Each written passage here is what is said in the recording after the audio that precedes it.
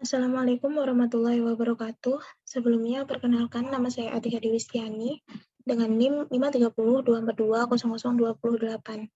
Saya di sini akan menjelaskan mengenai topologi jaringan yang saya buat untuk memenuhi tugas akhir mata kuliah manajemen jaringan komputer dan praktek manajemen jaringan komputer. Nah, untuk lebih mengetahui bagaimana topologi jaringan yang saya buat ini, izin share screen terlebih dahulu.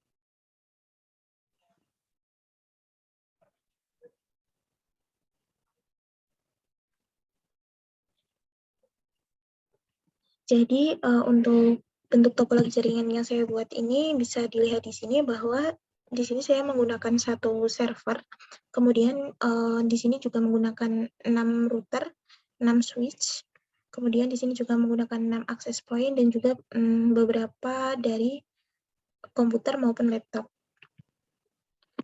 Untuk pembahasan berdasarkan praktikum yang telah saya buat kali ini, untuk pembahasannya itu berdasarkan praktikum yang telah saya laksanakan mengenai pembuatan serta pengimplementasian jaringan komputer yang ada di Fakultas Teknik Universitas Negeri Semarang, ini terdapat 6 gedung, yang mana 1 gedung dekanat dan 5 gedung jurusan. Untuk gedung jurusannya ini terdapat gedung teknik elektro, ada gedung teknik kimia, ada teknik sipil, kemudian ada PKK dan juga teknik mesin. Nah, untuk pembagiannya, untuk studi kasusnya yang perlu diperhatikan di sini adalah izin membuka laporan yang telah saya susun sebelumnya ya. Untuk studi kasusnya di sini merupakan penerapan classless address IP versi 4 pada Fakultas Teknik, di mana terdapat 6 gedung terpisah terdiri dari 5 jurusan, yaitu teknik elektro, teknik sipil, teknik mesin, teknik kimia, dan juga PKK, serta 1 dekanat. Serta di dalamnya terdapat 500 host, yaitu PC yang terkoneksi dengan kabel dan juga 500 host untuk koneksi wireless. Nah, total 1000 host yang tersebar dalam 6 gedung tersebut. Kemudian yang kedua, tentukan kebutuhan berapa dan tipe device jaringan yang dibutuhkan. Kemudian yang ketiga, pengimplementasian penggunaan routing sesuai dengan kelompok masing-masing. Nah, berhubung kelompok saya kemarin menggunakan routing OSPF, maka pengimplementasian pada ujian akhir ini menggunakan routing OSPF. Kemudian yang terakhir ini pengimplementasian penggunaan firewall sesuai dengan kelompok masing-masing. Nah, untuk alat dan bahan yang digunakan ini ada PC atau laptop dan juga Cisco Packet Tracer. Nah, untuk pembagian dari IP sendiri telah saya buat di mana untuk gedung teknik elektro ini keperluan hostnya untuk terkoneksi dengan kabelnya 150 dan terkoneksi dengan wirelessnya itu ada 200. Bisa dilihat di sini, berarti untuk teknik elektro sendiri hostnya bisa menampung sebanyak 350 host, dan bisa dilihat di sini bahwa ada teknik kimia juga ada 100 host yang tersambung dengan kabel dan 120 host yang tersambung dengan wireless. Jadi total untuk teknik kimia ada 220 dan juga bisa dilihat di sini sendiri ya. Untuk teknik sipil ini totalnya ada 200, dekanat ini ada 100, PKK ada 80 dan teknik mesin ada 50, yang mana jika dijumlahkan untuk keperluan hostnya ini totalnya ada 1000 host. Nah, untuk pengimplementasian network ID-nya, di sini untuk teknik elektro saya menggunakan IP 152.10.0.0. Kemudian untuk teknik kimia ada 152.10.0.2.0, ada teknik sipil 152.10.3.0, ada di kami 152.10.4.0, dan untuk PKK itu 152.10.4.128. Nah, yang terakhir ini ada teknik mesin. Untuk pengimplementasian network ID-nya di sini menggunakan 152.10.5.0. Nah, bisa dilihat di sini terdapat diskmark-nya. Untuk masnya ini ada yang pertama /23 yang mana dapat menampung 510 host, /24 dapat menampung maksimal 254 host, ada /25 yang maksimal dapat menampung 126 host, dan /26 ini maksimal menampung 62 host. Jadi keperluan hostnya ini bisa ditampung pada mas-mas yang sudah ditentukan di sini. Nah, untuk IP yang dapat digunakan di sini bisa dilihat sendiri ya di sini ya. Dari 152.10.0.2 sampai 255. Nah, untuk broadcast-nya ini saya mengambil pada awal IP dari network ID-nya. Jadi misal network ID-nya 152.10.0.0, jadi broadcast-nya saya mengambil di awal sendiri yaitu 152.10.0.1. Nah, kemudian pembahasan yang perlu dijelaskan berdasarkan praktikum yang telah saya buat ini, untuk pembagian alamatnya itu diterapkan menggunakan DHCP, yang mana merupakan suatu layanan yang akan secara otomatis memberikan nomor IP ke komputer yang memintanya. Jadi untuk DHCP ini nantinya konsepnya tiap PC atau tiap laptop atau tiap device yang tersambung dengan network di gedung masing-masing itu nantinya akan mendapatkan IP secara otomatis. Jadi kita tidak perlu memasukkan IP secara manual. Nah, untuk langkahnya itu yang pertama kita masuk ke router terlebih dahulu, kemudian di bagian config ini diisi terlebih dahulu untuk port-portnya. Nah, untuk fast Ethernet 0.0 bisa dilihat di sini bahwa IP-nya tersebut. Kemudian di sini juga diisi, ini diisi. Kemudian yang ini karena ini ada 3 port yang tersambung, maka cukup mengisikan port yang tersambung saja. Kemudian untuk pengimplementasian DHCP-nya perlu dilakukan melalui CLI. Nah, karena di sini saya melakukan konfigurasi sudah dari kemarin, jadi untuk konfigurasi di sini sudah hilang, dan saya akan masuk ke laporan yang telah saya buat untuk memperlihatkan bagaimana konfigurasi DHCP yang terjadi pada masing-masing router. Nah, di sini salah satu contohnya itu ada di PC, ada di router 1, ada di router 2. Nah, contohnya itu bisa dilihat di sini bahwa untuk konfigurasi DHCP-nya itu bisa seperti ini. Jadi IP DHCP TK, TK ini teknik kimia. Kemudian untuk networknya ini 2.0 dengan subnetmasknya ini /24. Jadi untuk default routernya ini merupakan gateway dari network 152.10.2.0. Lalu kemudian untuk DNS servernya saya menggunakan 2.2.2.2. Nah, untuk langkah selanjutnya lakukan hal yang sama pada langkah-langkah di atas pada seluruh router. Jadi kita bisa memasukkan IP routernya terlebih dahulu, ada IP router pada port-port yang telah tersambung, dan juga pengimplementasian DHCP ini pada masing-masing router seperti itu. Nah, kemudian yang kedua itu men-setting pada bagian access point. Contoh menggunakan access point pada gedung teknik elektro. Yang pertama, pilih menu config. Pada interface, pilih port 1, lalu SSID isikan teknik elektro.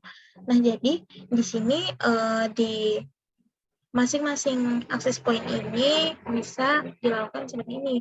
Bisa dipilih config, kemudian dipilih yang port 1. Nah, SSID ini disesuaikan dengan nama gedung saja agar lebih memudahkan kita dalam mengenali ini akses point-nya masuk ke gedung apa gitu. Nah, untuk authentication-nya, jadi untuk akses point ini tidak semerta-merta bisa digunakan oleh sembarangan. Jadi diperlukan password yang nantinya bisa membatasi siapa saja yang akan menggunakan. Jadi device yang akan menggunakan access point ini harus mengetahui password yang ada pada access point ini. Jadi bisa disetting WPA-PSK, kemudian isikan password yang akan digunakan. Ini bisa dilakukan pada setiap access point ya. Untuk SSID-nya bisa menyesuaikan, kemudian untuk password-nya harus berbeda dari access point yang lainnya, seperti itu. Setelah men-setting access point-nya, di sini bisa lakukan setting pada PC-nya.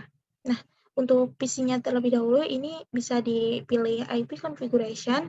Nah, dikarenakan ini tadi menggunakan DHCP, jadi kita memilih DHCP saja, sehingga nantinya IP address yang ada di sini ada subnet mask, kemudian ada default gateway, kemudian ada DNS server, ini bisa terisi secara otomatis. Jadi kita tidak perlu menginputkan berapa sih IP yang akan digunakan pada PC ini gitu.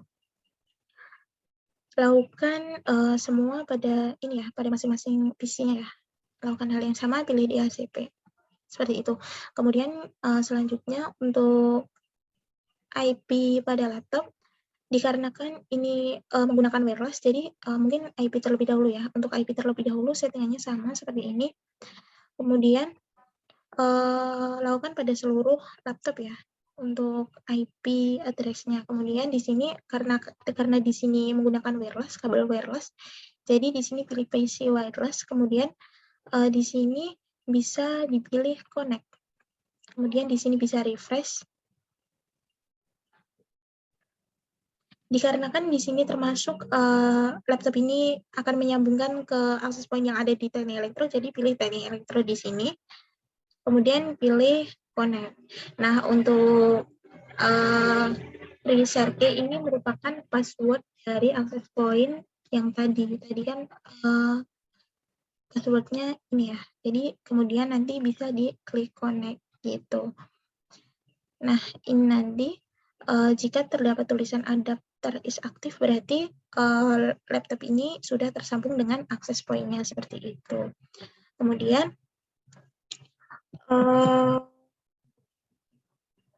maaf. Kemudian untuk membagi network ini kan dibagi menjadi beberapa bagian yang lebih kecil ya. Dari network yang besar, satu network yang besar dibagi menjadi beberapa bagian network yang lebih kecil, itu menggunakan sebuah subnetting. Nah, subnetting ini ada beberapa jenis yang bisa digunakan. Untuk saya sendiri ini menggunakan VLSM. Kenapa VLSM?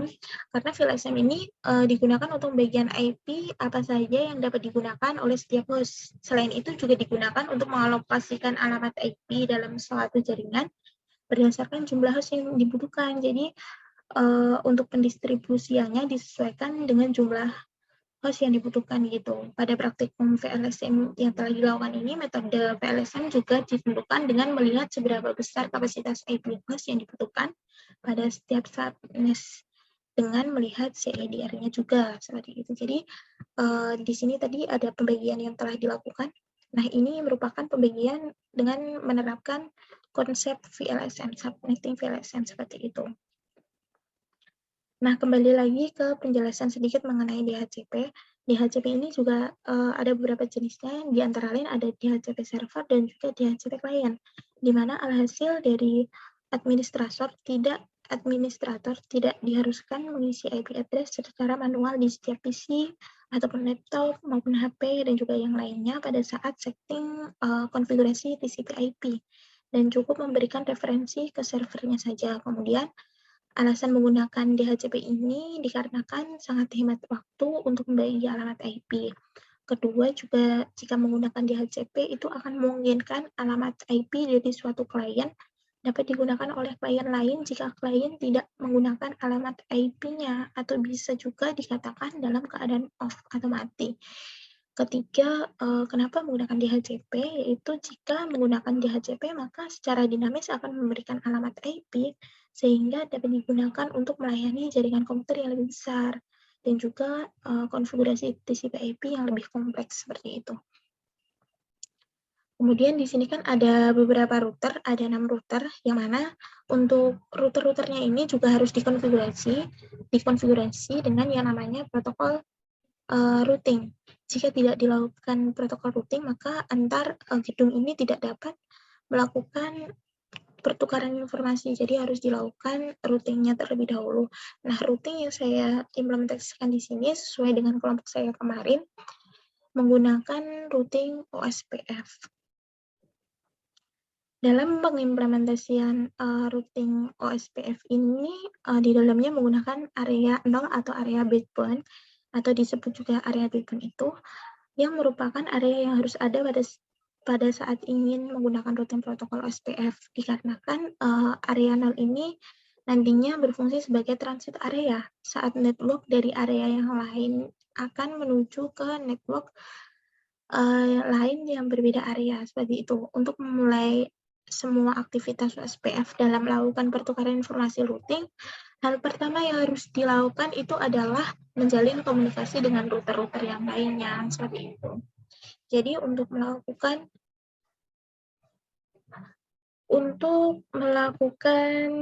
routing protokol OSPF, jadi terdapat hal yang harus dilakukan, yaitu bisa lakukan klik router kemudian pilih celi, dikarenakan saya sudah konfigurasi sebelumnya. Jadi untuk konfigurasi ini bisa dilihat pada laporan praktikum yang telah saya buat ya. Jadi di sini di laporan praktikum ini sudah lengkap apa saja yang telah saya lakukan atau apa saja yang telah saya konfigurasikan pada tiap router ataupun tiap device di sini. Nah, untuk setting atau konfigurasi bagian OSPF bisa dilihat di sini pada router 1. Sebentar. Nah, untuk setting OSPF sendiri di sini ketentuannya di sini bisa router OSPF 1, kemudian pilih network-nya atau port-nya yang terhubung dengan router 1 itu apa saja, dikarenakan di sini port-nya yang terhubung ada network 152.10.0.0, kemudian di sini ada 152.10.12.0, di sini network-nya, kemudian yang di sini port yang di sini itu terhubung dengan network 152.10.7.0. Jadi untuk konfigurasinya seperti ini. Nah, ini merupakan network-nya. Kemudian kenapa 0.0.1.255? Dikarenakan ini tadi kan /23 ya. Jadi /23 ini build card mesh-nya adalah 0.1.255, kemudian area 0 atau area breakpoint seperti itu, kemudian di exit. Begitu pula dengan konfigurasi pada router-router yang lainnya. Di sini, kenapa ini 0.0.255, kenapa tidak 1.255? Dikarenakan pada port yang terhubung pada gedung teknik kimia ini terdapat premisnya atau mask-nya itu /24. Jadi wildcard mask pada /24 itu adalah 0.0.255. Jadi untuk melakukan konfigurasi OSPF ini harus diperhatikan mask-nya ya. Jadi ada slash berapa gitu. Jadi bisa menentukan wildcard mask-nya gitu. Begitupun pada router 3. Seperti ini bisa dilihat di sini untuk konfigurasi tiap routernya.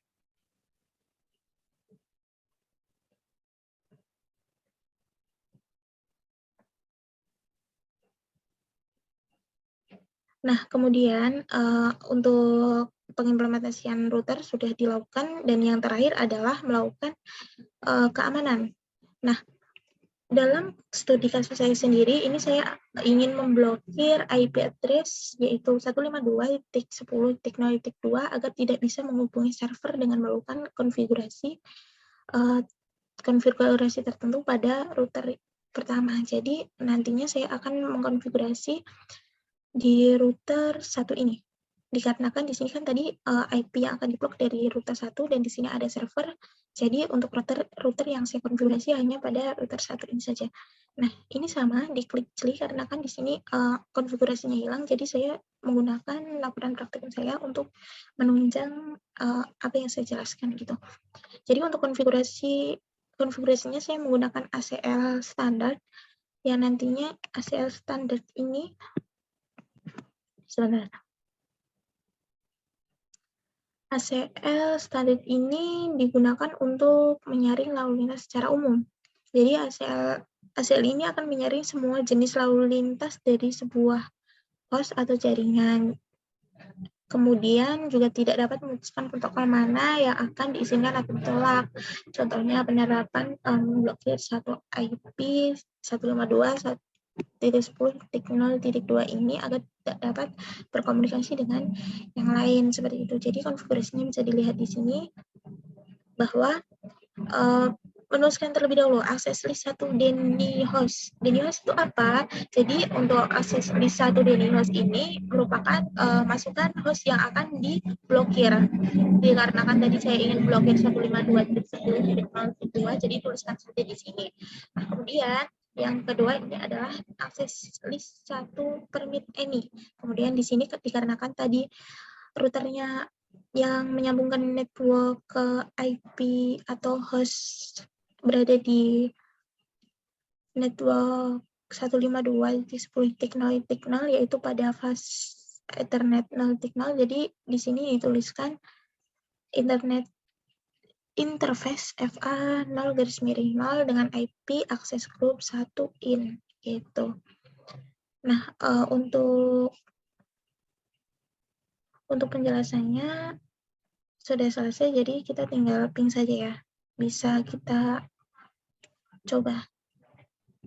apakah tersambung atau tidak. Ini kita melakukan pengujian terlebih dahulu pada device satu network terlebih dahulu ya, apakah berjalan atau tidak.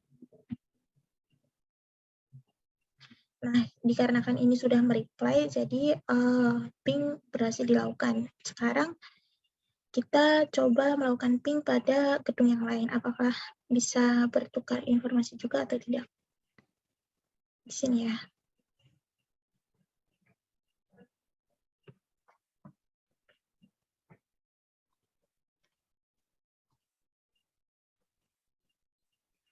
Nah, di sini sudah mereply, bisa digunakan. Jadi, untuk topologi jaringan ini dikatakan berhasil ya, karena bisa melakukan reply atau bisa mengeping gitu. Kemudian untuk server PT-nya, dikarenakan tadi kan akan memblokir IP 152.10.0.2 ya. Jadi kita coba untuk apakah kita bisa bertukar informasi atau berhubungan dengan IP tersebut. Ini tadi sudah dilakukan dan sudah request timeout, bisa dicoba lagi. Titik 10.0.2.